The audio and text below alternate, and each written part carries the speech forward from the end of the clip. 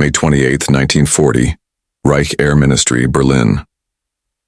Reichsmarshal Hermann Goering tossed the intelligence report onto the table with open disdain.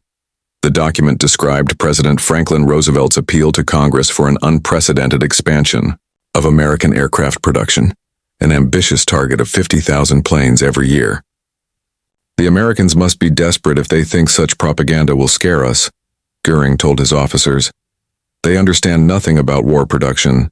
Let them try turning their car factories into aircraft plants. They'll soon discover that building warplanes takes far more than a few assembly lines. But Goering was badly mistaken. In Detroit, a Danish-born immigrant named William Knudsen was already proving him wrong. The former president of General Motors had accepted Roosevelt's call to serve as production chief, working for just $1 a year. From his position, Knudsen was leading one of the boldest industrial shifts the world had ever seen. Within just 4 years, American factories would not only meet Roosevelt's so-called impossible goal of 50,000 aircraft a year, but nearly double it, producing close to 100,000 planes annually. And they achieved this while also supplying two massive war fronts at the same time, one across the Atlantic and the other across the Pacific. The announcement that had sparked German scorn was made on May 16, 1940, as German panzers swept through France. Addressing Congress, Roosevelt declared, "I should like to see this nation geared up to the ability to turn out at least 50,000 planes a year." Even America's allies reacted with doubt. And with good reason. Just the year before, in 1939, the United States had produced only 3,611 military aircraft. The Army Air Corps had a total of 1,700 combat planes at the time, many of them already outdated.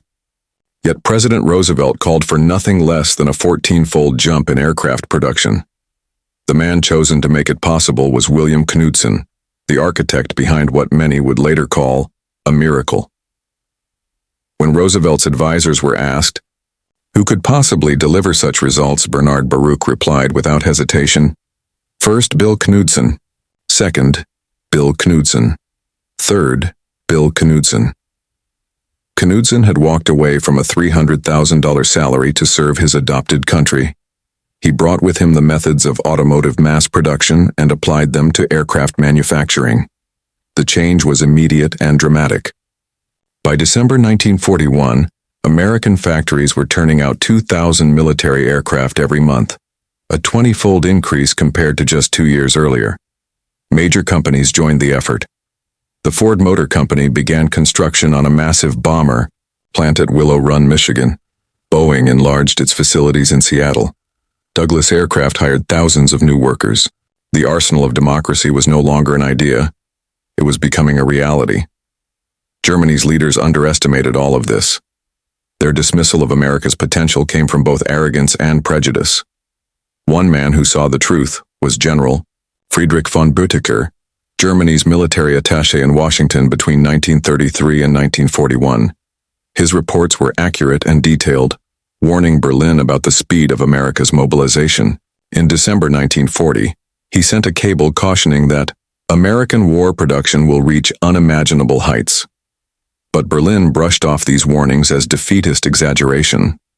Even earlier, in February 1939, when von Büttiker met with Hitler to discuss America's strength, the Führer ignored the intelligence. Instead, he launched into a rant about so-called American racial weakness, calling Americans half Judaized, half negrified, and declaring they were incapable of waging a long war. This refusal to face reality would prove disastrous for Germany. Prejudice had blinded every level of their leadership. Luftwaffe intelligence, for example, dismissed reports of American women joining aircraft factories, calling it a sign of desperation. They could not imagine that a democratic society might actually outperform a totalitarian regime in mobilization. When intelligence reports spoke of factories operating on 3 full shifts, German analysts brushed them off as exaggerations. Their worldview left no room for the possibility of America's true industrial strength. The Ford Willow Run plant became the ultimate symbol of this strength. Built on farmland starting April 18, 1941, it grew into the world's largest factory under a single roof, covering 3.5 million square feet, with an assembly line stretching 1 full mile. Ford's production chief, Charles Sorensen, boldly promised that Willow Run would eventually turn out one B-24 Liberator bomber every hour, at a time when other plants struggled to complete even one per day. The early results, however, were disastrous. The first B-24 bomber, completed in September 1942, had to be completely rebuilt. At one point, quality control failures hit 50%. By February 1943, production reached only 56 bombers a month, far below the hundreds that had been promised. The plant earned the mocking nickname Will It Run, but Ford's engineers refused to quit. They broke down the B-24's massive 488,193 parts into smaller, more manageable sub-assemblies.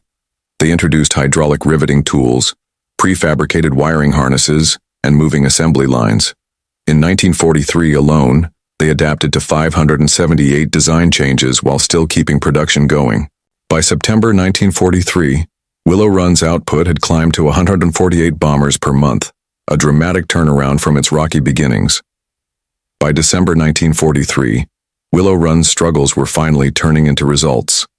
The real breakthrough came in April 1944, when the plant produced 428 B-24 bombers, rolling out one every 63 minutes, running around the clock 24 hours a day. This single factory was now building more aircraft than the entire German aviation industry combined. German pilots were the first to sense this overwhelming American advantage. During the Tunisia campaign, Major Johannes Steinhoff, commander of JG-77, remarked in December 1942, "The American pilots are no longer amateurs. Most disturbing, there are more of them every day." Through 1943, that reality only grew clearer. On January 27th, the United States carried out its first direct raid on Germany, 64 bombers striking Wilhelmshaven. By October, during the infamous Black Thursday raid on Schweinfurt, the Americans lost 60 B-17s in a single mission. But within just 2 weeks, those losses were completely replaced. The math had become undeniable. During Big Week from February 20th to 25th, 1944, the U.S. 8th and 15th Air Forces launched 3,500 bomber sorties targeting German aircraft production. The Luftwaffe lost between 262 and 355 fighters in just those few days. More devastating, about 100 of those losses were experienced veteran pilots who could not be replaced. General Adolf Galland reported to Hermann Goering that Germany was losing 1,100 fighters per month, while managing to produce only 1,000. At the same time, the United States was building 2,500 fighters every month while losing just 400. Major Heinz Baer, one of Germany's most accomplished aces with 220 confirmed victories, recalled a mission in January 1944 over Brunswick. He described the site of the American bomber formation. The stream of bombers stretched from horizon to horizon, at least 700 flying fortresses and liberators. We were 8 fighters against hundreds. It had become hopeless for Germany. By 1944, the scale of American aircraft production reached levels no nation had ever seen.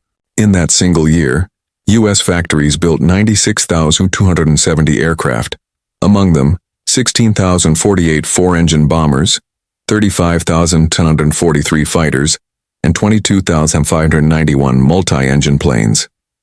That single year's output alone was greater than Germany's entire wartime total of about 94,677 aircraft. The imbalance was not just about numbers, it was also about quality. Every American bomber carried 13 50 caliber machine guns with thousands of rounds of ammunition. By contrast, German fighters were often forced into the air with only partial ammunition loads. U.S. bombers came equipped with powered gun turrets, advanced bomb sights, and reliable navigation systems, while German fighters frequently flew without working radios.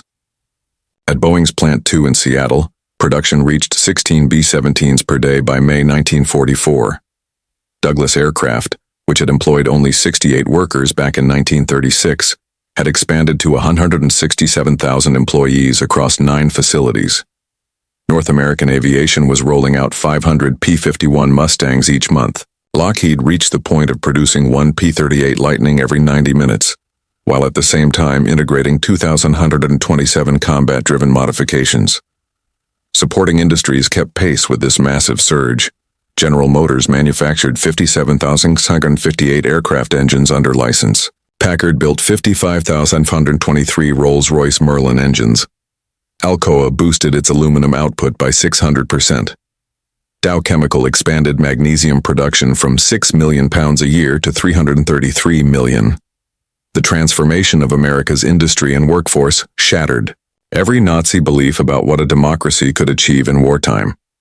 In 1941, women made up less than 1% of the American aircraft workforce.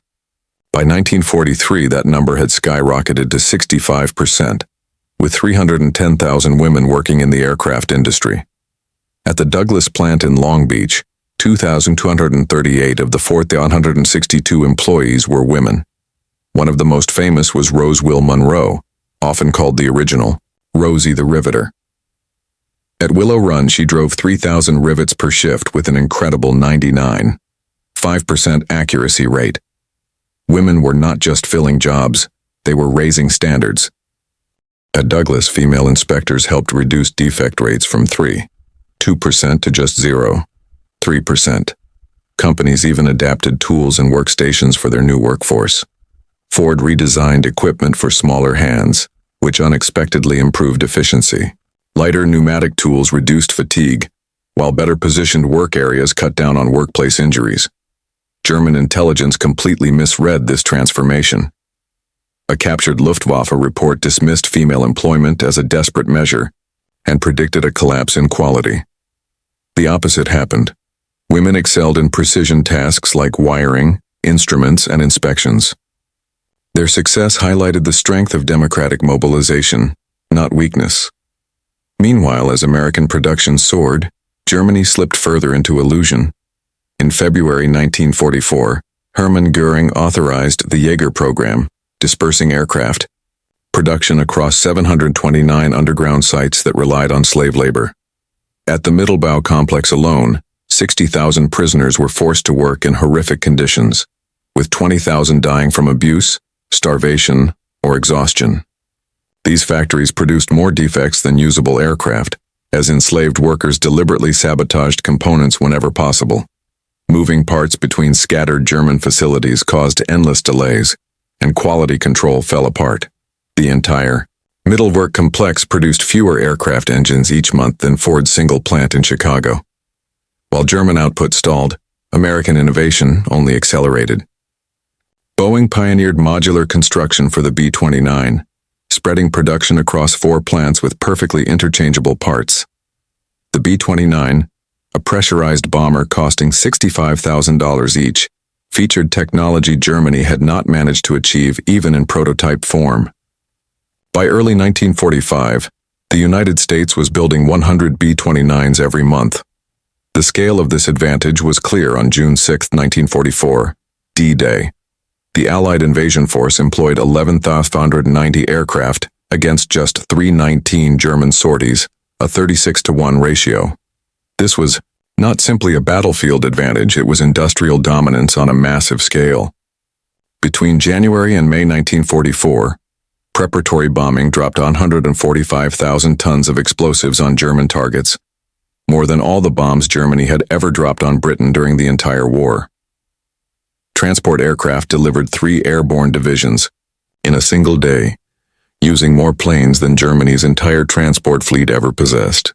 By December 1944, individual U.S. raids sent out 2,200 bombers escorted by 900 fighters.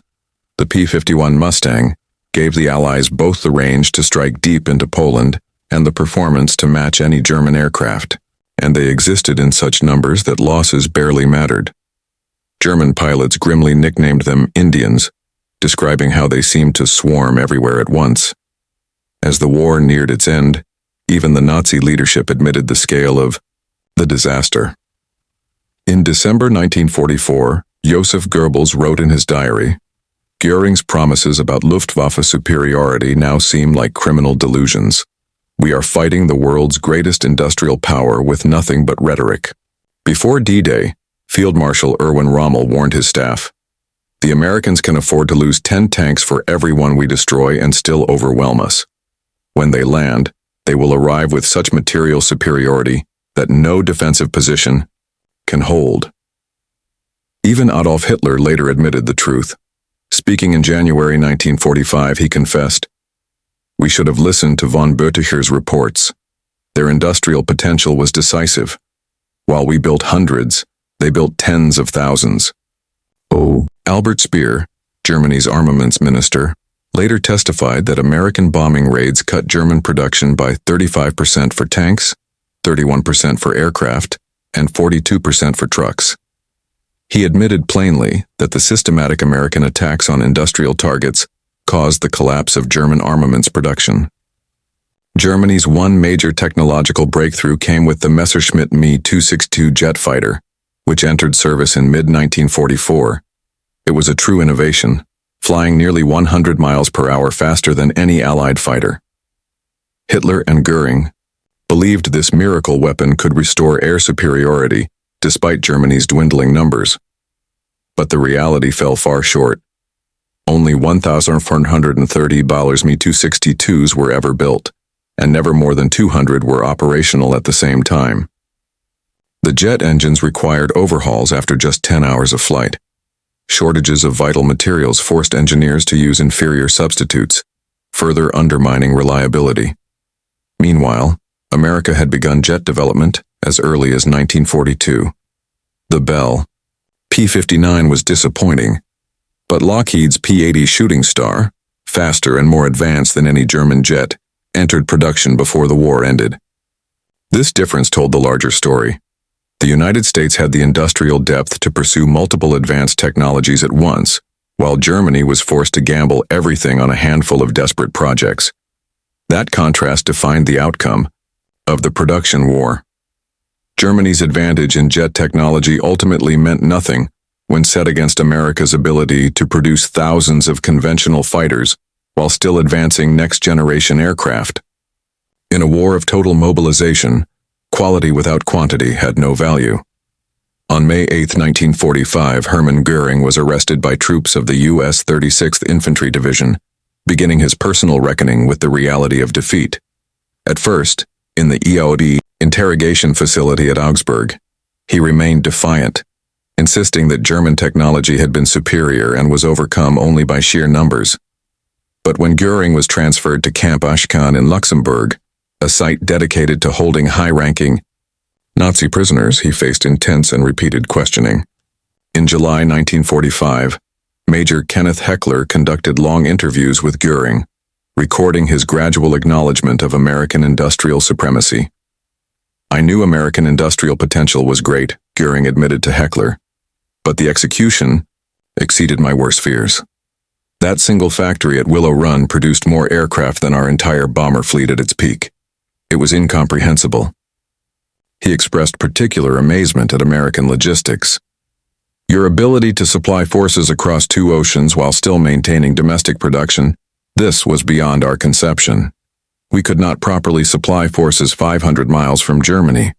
You supplied armies 5,000 miles from America." At the Nuremberg trials, prosecutors confronted Goering with undeniable evidence. Charts and documents showed that by 1944, the United States was producing more aircraft every single month than Germany managed to build in an entire year. During the Nuremberg trials, films of Willow Run's vast assembly lines were shown as prosecutors read out the names of German cities destroyed by bombers built in that single factory. On March 14, 1946, Hermann Goering gave testimony revealing how difficult it was for him to grasp the scale of American industry. "I always believed the economic and technical strength of the United States was unusually high, especially in the Air Force," he admitted. "But I never imagined they could increase aircraft production 100-fold in just 4 years. Such growth seemed physically impossible." Prison psychologist Gustav M. Gilbert later recorded Goering's near obsession with production statistics. He would repeatedly run calculations, comparing the output of a single American plant to the entire German war industry. He appeared particularly haunted by Willow Run, referring to it as that damned factory that broke our backs. When presented with the figures, 8 12,615 aircraft engines built by the United States compared to only 241,675 produced by Germany.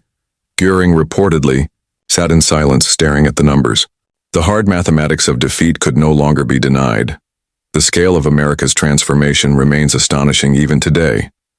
In 1940, the country produced only 3,611 military aircraft. By the end of the war, that number had reached 295,939, made up of 97,810 bombers, 99,465 fighters, and 98,684 other aircraft. This achievement represented more than sheer numbers. It reflected a complete system of superiority across every stage of production. At its peak, 2 million Americans were employed in the aircraft industry. This workforce was unlike anything seen before, bringing together women, African Americans, Mexican Americans, Native Americans, disabled workers, teenagers, and even elderly citizens. America's wartime mobilization showed the strength of democracy in action. Where dictatorships relied on forced labor, the United States achieved more through voluntary cooperation, and the results spoke for themselves. The men and women who stepped into the factories in 1941 with little or no knowledge of aircraft manufacturing had, by 1945, become the most skilled aviation workforce in the world. They didn't just build planes, they changed the way modern industry worked. Statistical quality control, developed to improve bomber production, soon became a global standard. Automation methods pioneered at Willow Run went on to shape factories across the world. The engineers who once designed bomber assembly lines later created the Saturn V rocket.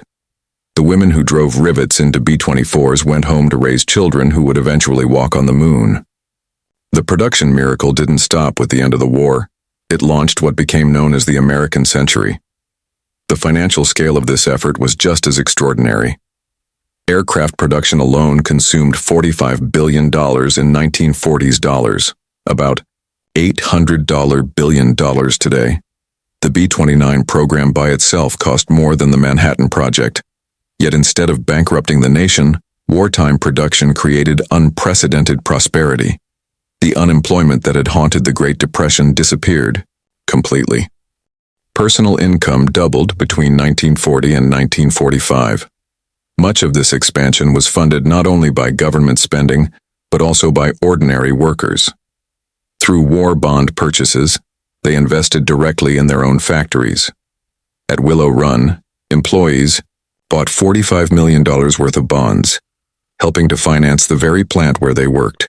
In contrast, Germany poured 40% of its entire industrial capacity into aircraft production by 1944, yet still managed to build less than half of what America produced. The difference between the two systems could not have been clearer. Germany's growing dependence on slave labor backfired badly. Sabotage was common, quality dropped, and overall efficiency collapsed. By 1943, the output of the average German worker was actually falling, while in America productivity had risen by 300%. The infrastructure the United States built for war would later fuel post-war prosperity. Aluminum smelters that once supplied bomber construction provided the raw materials for suburban housing.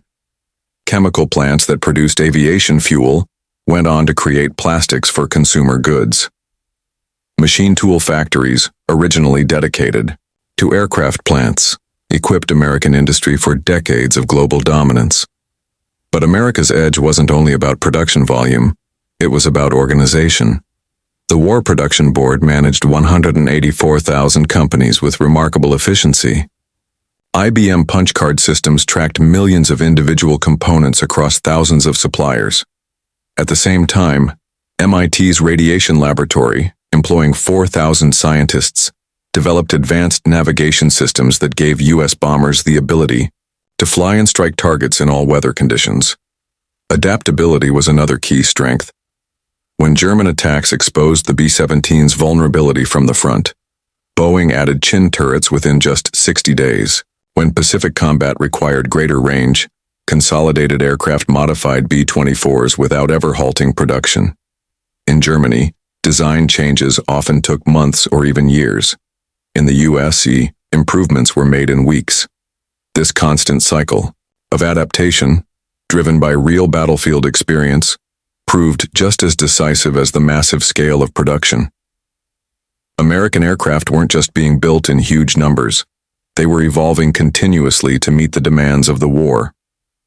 Information from battles in the Pacific reached American production lines in the Atlantic within just days. While German aircraft were built in isolated underground factories with forced labor and showed little improvement, American designs advanced almost every week. The feedback system in the United States was unmatched. Pilots' battlefield reports were passed directly to engineers who quickly developed solutions.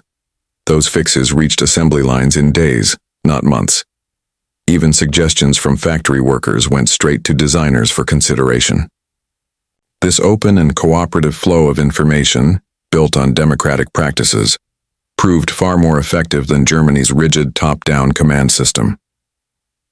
On October 15, 1946, just hours before his scheduled execution, Hermann Goering wrote his final letter. In it, he made his most completed mission about the true cause of Germany's defeat. He acknowledged that America's victory came from industrial power, not superior soldiers.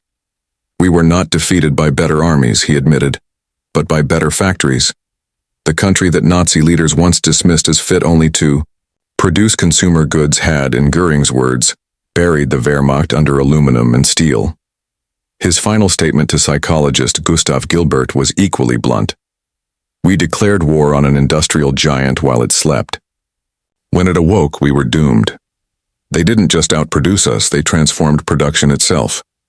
Every part of their system was stronger than ours. That same night, Goering took his own life.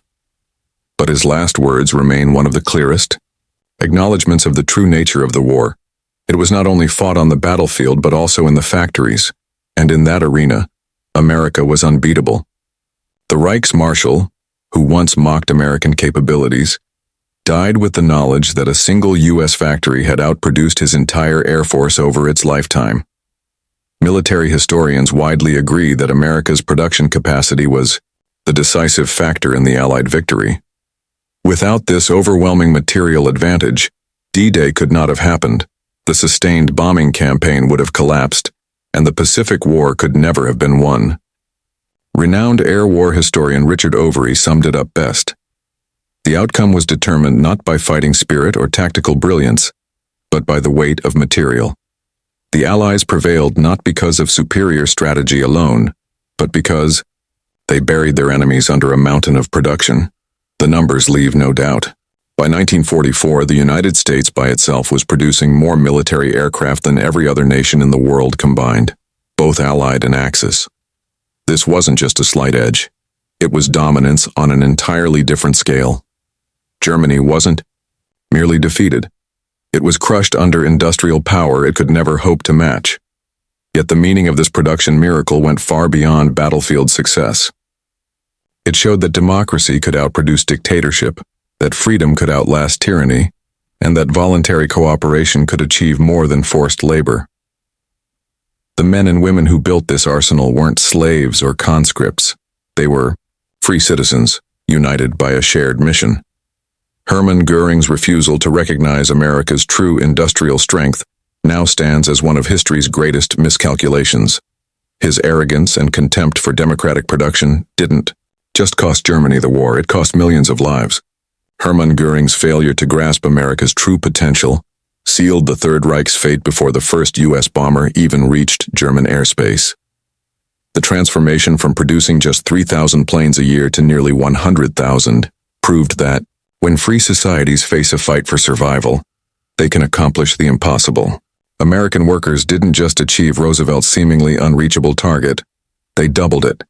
They didn't simply keep pace with German output, they outproduced it 5 times over, all while waging a two-front war across Europe and the Pacific. The warning for modern leaders is clear.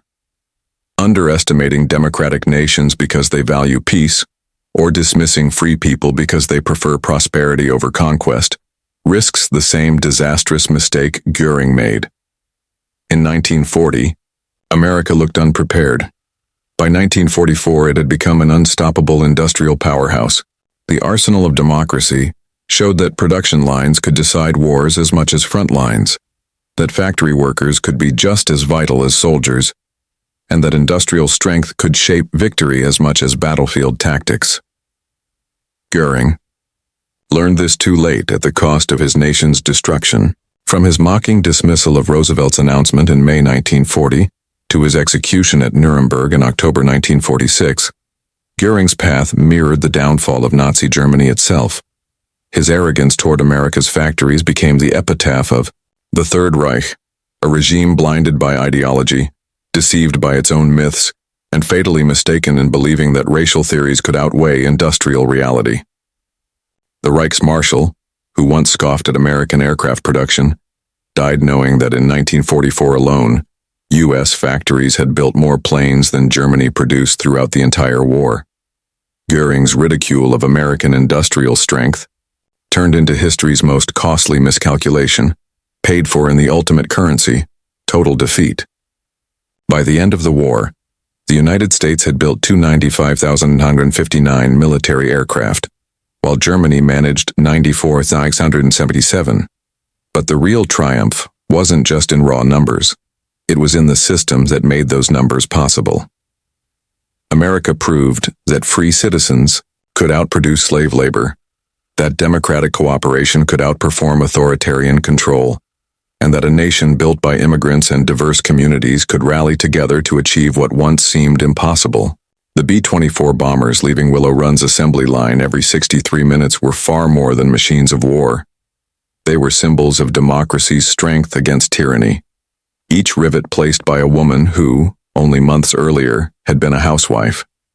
Each engine assembled by a teenager who left high school to serve the cause. Each wing built by workers who had endured poverty, discrimination, or hardship. Together they showed that when free people unite for a just purpose, they can bury dictatorship under an unstoppable wave of production. Hermann Goering once mocked Roosevelt's call for 50,000 planes a year. America's answer was to build twice that number, and in doing so, reshape the course of global history. His laughter now echoes only as a reminder of catastrophic arrogance, the fatal mistake of dismissing democracy's arsenal, while never understanding either democracy or industry. In the end, both combined to bury him, and the regime he served, under nearly 300,000 American aircraft. It was history's most decisive reply, turning his contempt into complete and final defeat. All from WW2 Tales, World War II.